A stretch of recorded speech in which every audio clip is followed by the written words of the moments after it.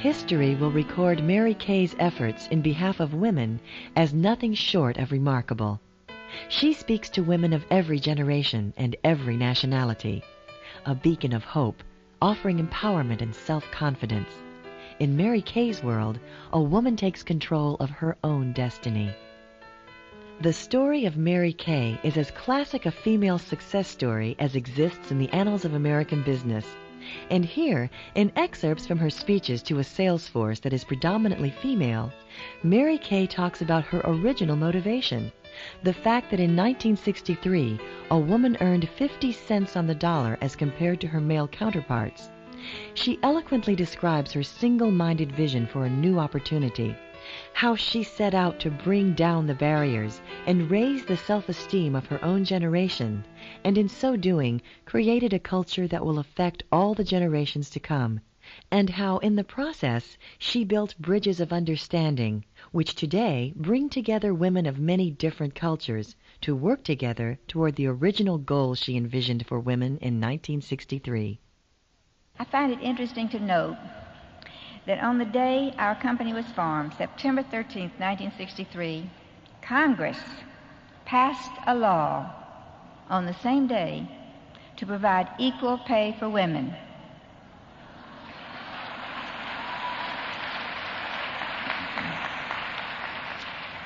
Well, the day we formed the company, women were making 50 cents on the dollar. I couldn't believe that God intended a woman's brain to be worth 50 cents on the dollar.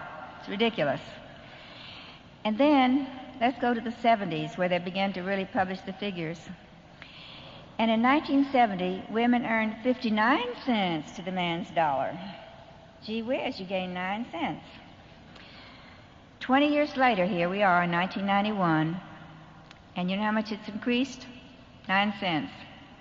Today, a woman is being paid 68 cents on the man's dollar, and it's only increasing by a penny a year.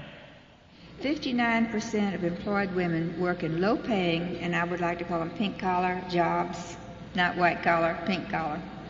Some because they're trained for nothing else, but because some of them just have jobs that are more complicated, and they're not compatible with their home activities and their families and all the other things that are important to us.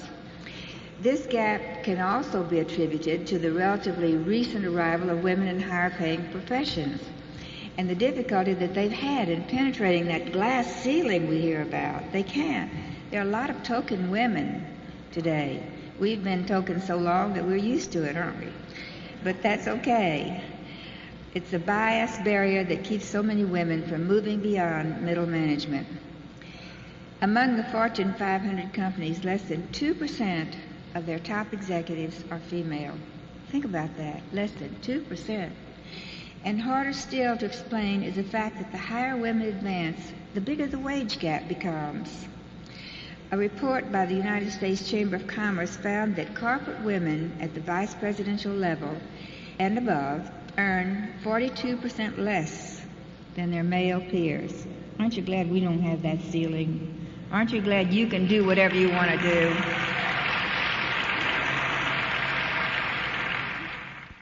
When she worked for other companies, Mary Kay experienced another very frustrating problem, a problem women still face today.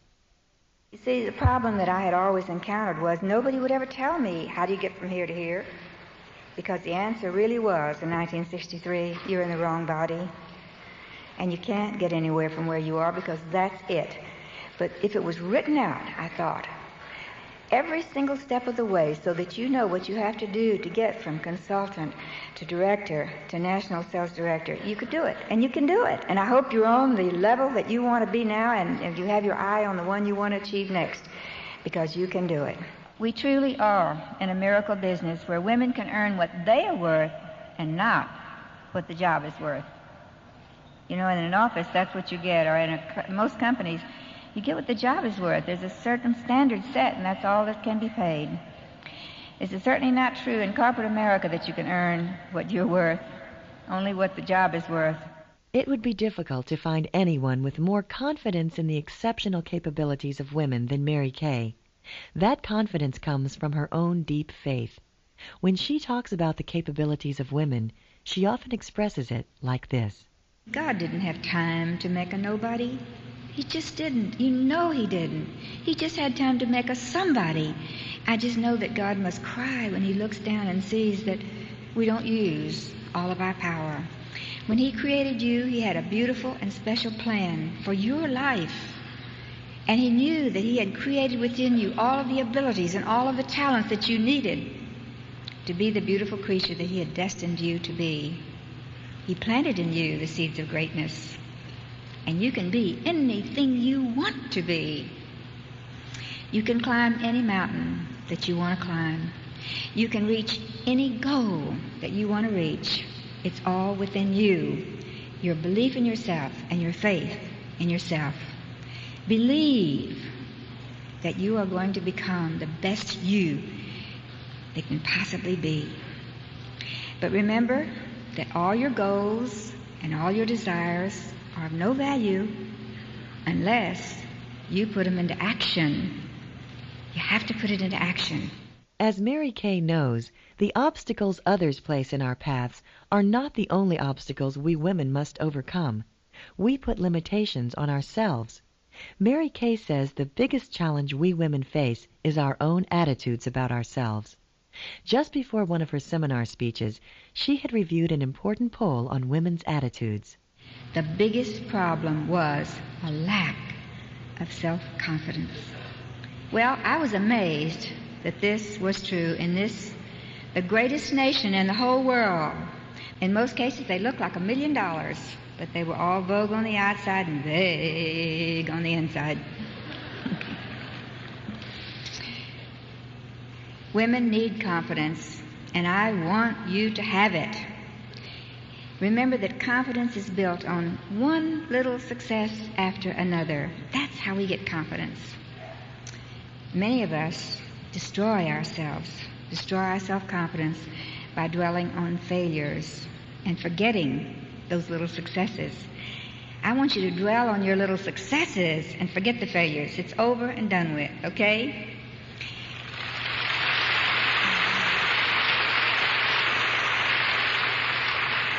Remember, it's not the number of times we've tried and failed that counts. It's the number of times we have succeeded. We fail forward to success. So when you fail, just think, one more step toward success. I'm on my way. And Mary Kay believes unquestionably, if we keep trying, we will succeed. She makes the point with this beautiful story. Another interesting story is that of Paderewski, the famous composer and pianist, who was scheduled to perform at a great concert hall in America one night. And it was one of those evenings to remember. There were black tuxedos and long, beautiful evening dresses, a very high society extravaganza. In the audience that evening, with his mother, was a little fidgety 9-year-old boy. He finally got tired of waiting, and he started squirming around in his seat. And I have to tell you that his mother had brought him because she had hopes that he would be encouraged to practice the piano if he could just hear the great Paderewski at the keyboard. I bet you've had the experience of trying to find a way to make your child want to practice. So against his wishes, he had come, very much against his wishes. And she turned around to talk with some friends, and her little son just couldn't stay in his seat any longer. So he slipped away from her, and he was strangely drawn to that ebony concert grand Steinway and its leather-tufted stool up on that huge stage, flooded with beautiful lights. And without much notice from the sophisticated audience, he sat down on that stool and stared wide-eyed at those black and white keys. And he placed his little fingers in the right location and began to play, would you believe, chopsticks. Well, the crowd hushed as hundreds of frowning faces turned in his direction. And they were irritated and embarrassed, and they began to shout, "Get that kid down from there! Who would bring a child like that in here anyway? Where's his mother? Stop him!" Can you see the picture? Backstage, Paderewski overheard the sounds out in front, and he quickly put together in his mind what was happening. And hurriedly he put on his coat and rushed out to the stage. And without one word of announcement, he stooped over behind the boy, reached around both sides, and began to improvise a counter melody to harmonize and enhance Chopsticks. Can you see that picture? And as the two of them played together, Paderewski kept whispering in the boy's ear, "Keep going, don't quit, son, keep on playing, don't stop, don't quit." And so it is with us. We hammer away on our projects, which sometimes seem about as insignificant as chopsticks in a concert hall.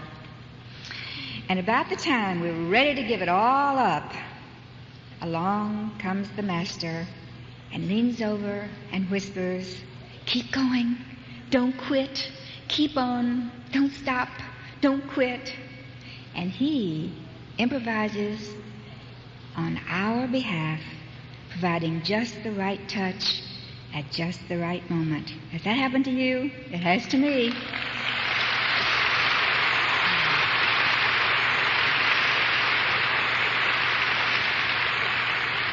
And so I say to you today, no matter what, don't quit. Sometimes its success is just around the corner. So don't quit. Only those who quit can be called failures.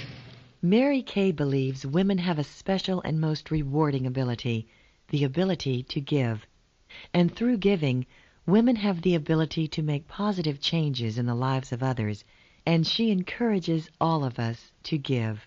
You know, doing something for others, like maybe just taking a dish of hot food to a bereaved neighbor, or taking care of a child for someone who needs you to do that, for a sick friend or someone, or perhaps just giving facials to some of the elderly women in a nursing home. Oh, it sets you aglow. How many of you have done that? May I see your hands? Look at the hands. Isn't that wonderful? Thank you. Thank you so much. I've done it, and it made my day, it made my week to see those little ladies who thought it was too late, honey. That's what they told me. It's too late. You're 20 years behind. You can't do anything with me. I'm too old and I'm too ugly and there's nothing you can do about it. And then, in an hour's time, have them, well, you couldn't take the mirror away from them. They were so busy looking at themselves and so happy. So I hope that if you've never had that experience, you'll go to a local nursing home and give those women a facial and see what a wonderful feeling you'll get. Mary Kay is certainly in the cosmetics business, but listen to what Mary Kay says is really the most important thing. Yes, we are selling cosmetics. Yes, that's a byproduct, but the most important thing we're doing is changing lives. Do you agree? That's it. To illustrate the point, she tells about a telephone call she received. Well, one day a man called up, and he insisted on speaking to Mary Kay. As a matter of fact, he demanded to speak to Mary Kay. The real one, he said. And when he was put on the line, he said that he had called, and he started talking so fast it was really funny because he thought I was going to hang up on him.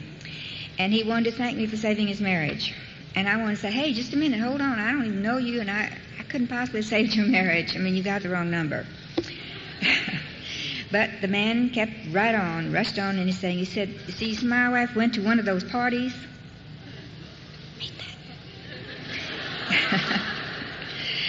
And he said, we've been married 8 years, and to tell you the truth, I'd gotten to the point where I didn't care if I came home at night anymore, because when I left in the morning, she had on a rumpled house coat, her face was unmade, and her hair was uncombed, and she had one screaming kid in this arm, another screaming kid in this arm, and he said, it was the same way at night, it was just worse.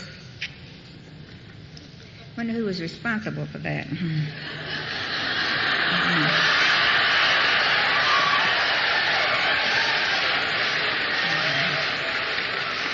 I didn't have a chance to say that either.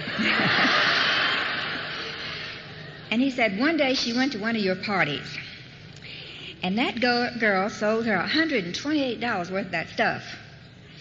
And she really thought I was going to kill her for buying all of it, you know. And so she came home, and she did what you and I would do, too. She fixed her face, and, you know, it's ABC. You fix your face, and then you fix your hair, and then you put on a fresh house coat or a fresh dress, right? So she got all dressed up, and when he came home, there she stood, and he was surprised, amazed, astounded would be the word, to find her that way just once. Well, she had done all that because she thought he was going to be so mad about her spending that money. But what she didn't know, that it was worth $128 to him just to see her that way once. And then he went on to say that after buying the cosmetics, that every morning she got up, that consultant really did the job. Got up every morning, she put on her face, fixed her hair, put on a fresh house coat. And he said she's been doing that for 2 months, and besides that, she's taken an more interested view of her life and her appearance, and she's lost 12 pounds. I got my old girl back, and it's all your fault, and he hung up. I never did find out who did that little miracle. But you know, the surprising thing is that probably you do it every single day without realizing that you did it.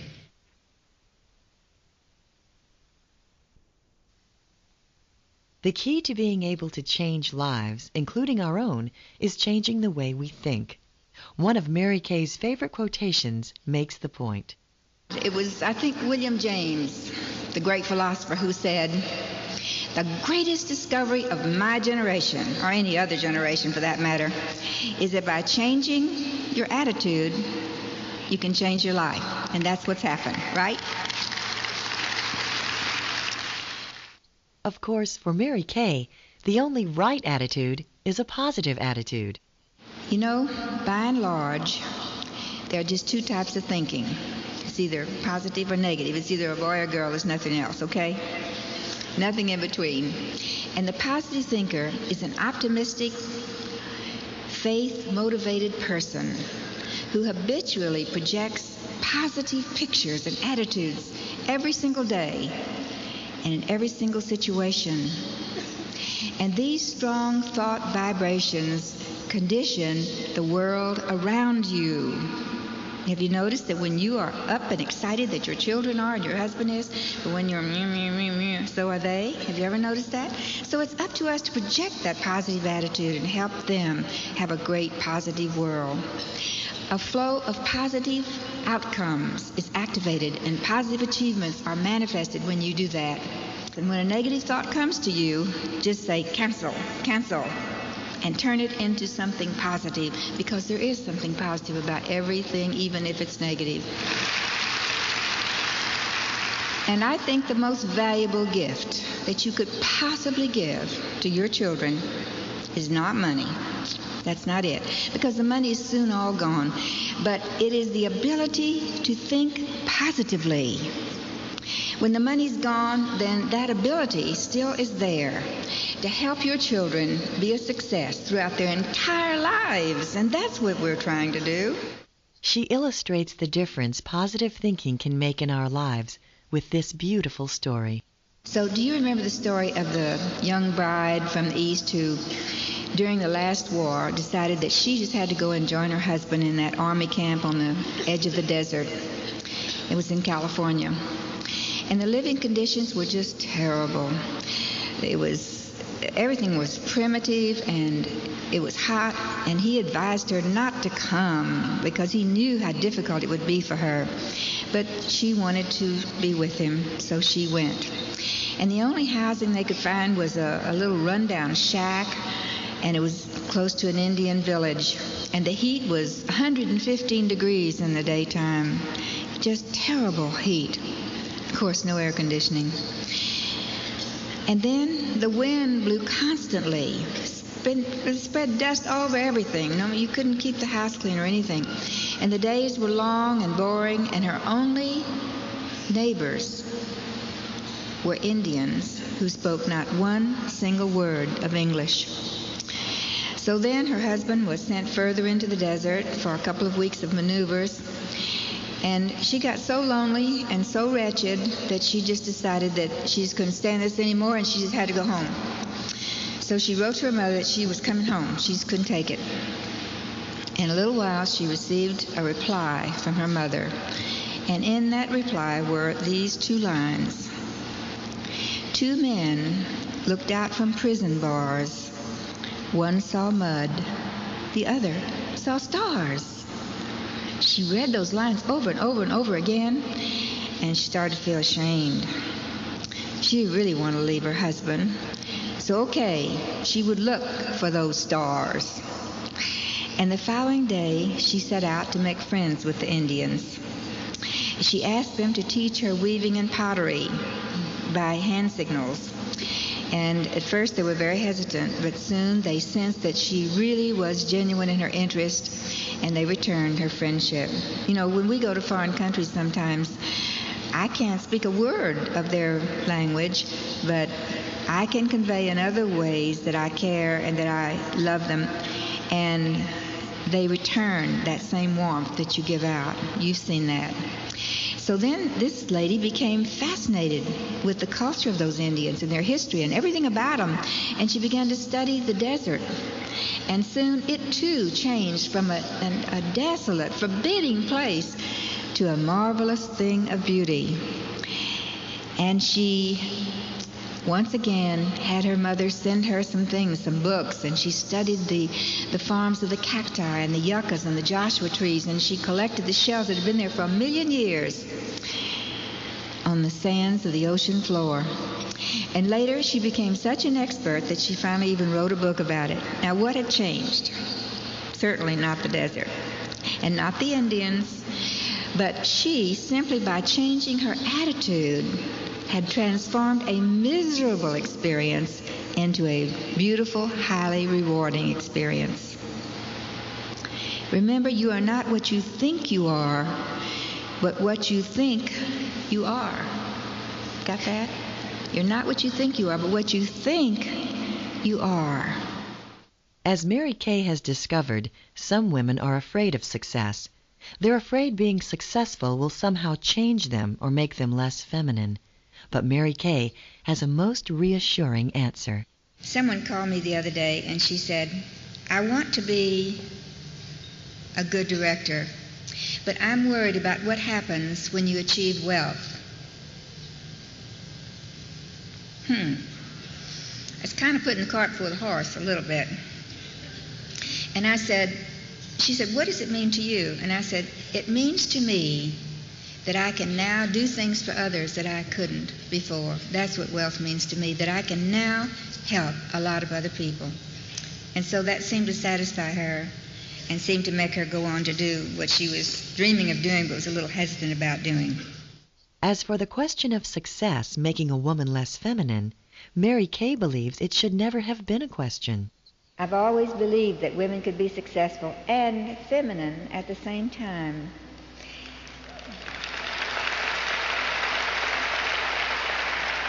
See, our company began back there when women had begun to lose faith in their ability or didn't have any. And so they decided that the only people who were successful were men. So let's act like a man then. They put on low-heeled shoes. They burned their bras, heaven forbid. And they started carrying a briefcase and walking around in man-like suits and cutting their hair short, no makeup. Now, isn't that a mess?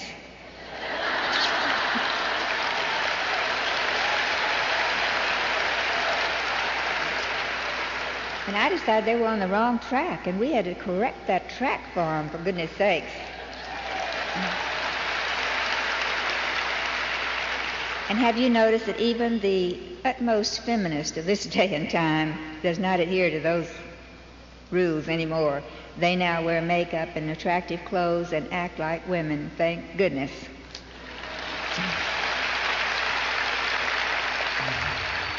God made man and God made woman, and I think he expects us to stay the way he made us.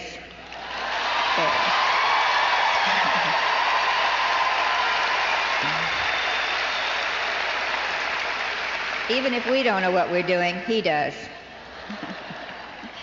We have proven that that premise is correct over the years, and we have built the most prestigious, well-dressed, well-groomed group of women in the whole world today.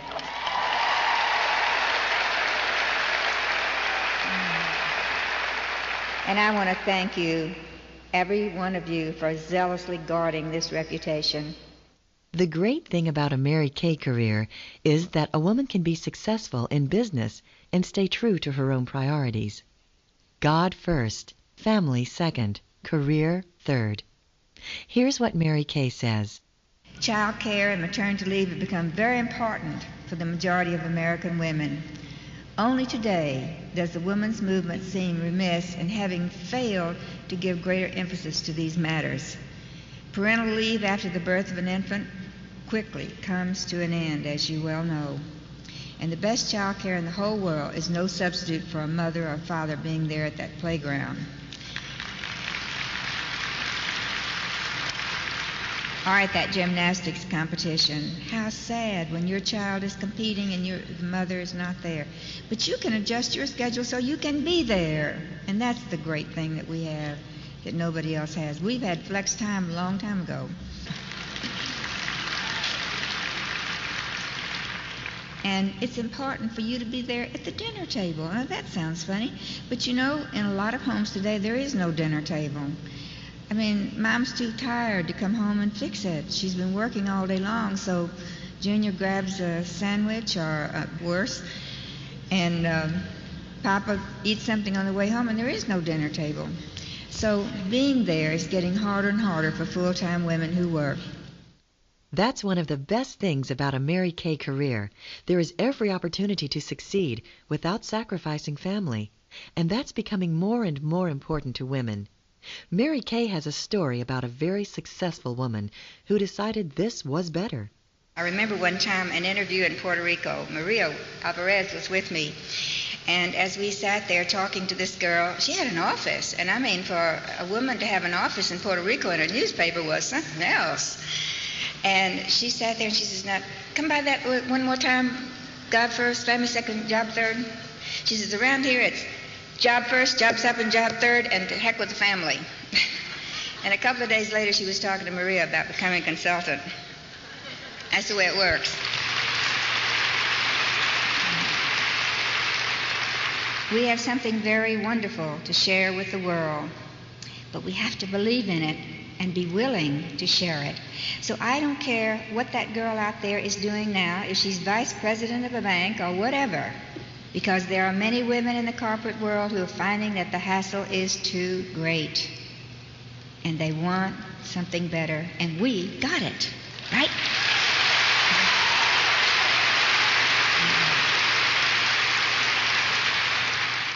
One of the most important things she shares is the knowledge that women can do anything they really want to do. Mary Kay believed that when she started the company. And you know, I truly believe that women could do anything in this world that they want to do, if they want to do it bad enough, and you're willing to pay the price, and I think you do.